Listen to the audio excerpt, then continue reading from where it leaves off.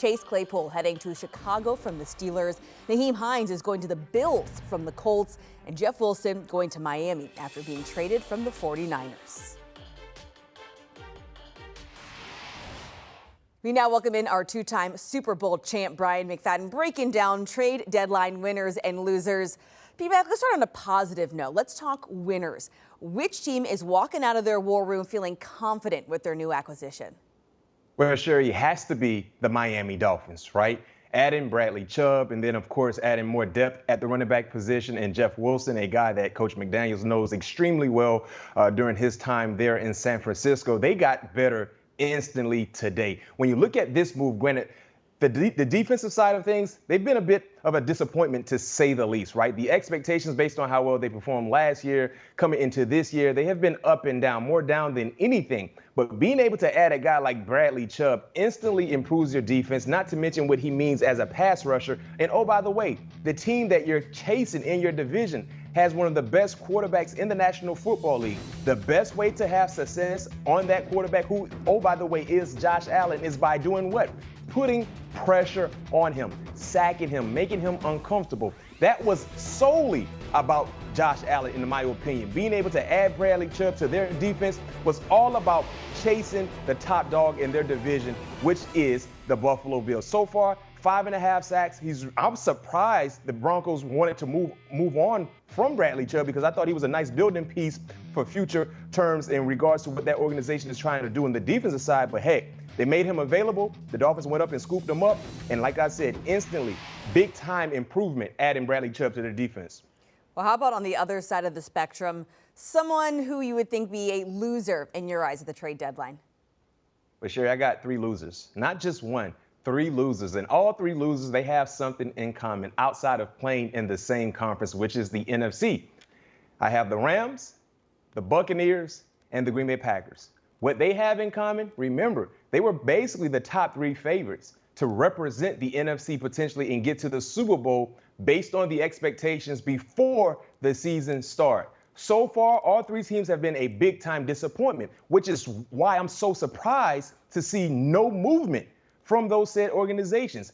We heard about the Rams being associated with Christian McCaffrey, maybe flirting with the idea of adding Brian Burns to the defense. Clearly 2 players that would have improved their team instantly. Nothing happened. And then today, nothing happened for them as well. Then when you transition to the Tampa Bay Buccaneers, oh man, their woes have been well documented on both sides of the football, especially the offensive side. Seeing that a guy like TJ Hockenson was available, you would have think that would have been a guy that you would try to do everything in your power to add to the Buccaneers offense, knowing how much they need tight end production, right? No Rob Gronkowski, Cameron Brate has been in and out of the lineup, and when he has been in the lineup, he hasn't really been a big-time impactful player.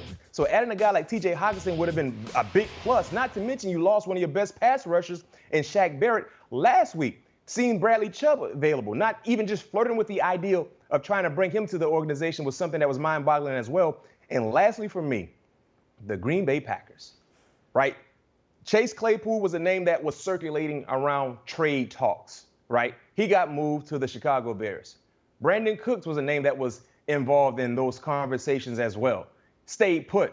The Green Bay Packers did nothing. So it's basically, they're basically telling their fan base, we're gonna just fight through with the team that we currently have, which if I'm a Green Bay Packers fan, I'm not too optimistic about seeing any change of direction based on what we've seen so far with the same personnel. So those 3 teams, just seeing how disappointing their season has been so far, not to be active during the trade deadline, was confusing for me. And because of that, they're my 3 biggest losers. Not just one, all 3. They're the biggest losers. All right, with all these players on the move, let's take a look at some of the notable games coming up. Week 9 starting Thursday. The Texans take on the last remaining unbeaten team in the Eagles. Jets host the Bills. Rams visiting the Bucks. Both those games coming on CBS. Then on Sunday night, Patrick Mahomes and the Chiefs welcoming the Titans. Then Week 9 ends Monday night in New Orleans between the Ravens and Saints.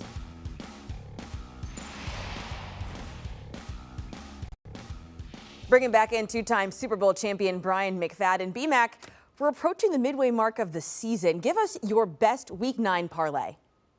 I got a four-legger for everyone out there that's itching, right, to earn some money. My uncle used to tell me all the time, anytime my hands itch, that doesn't mean they're dirty.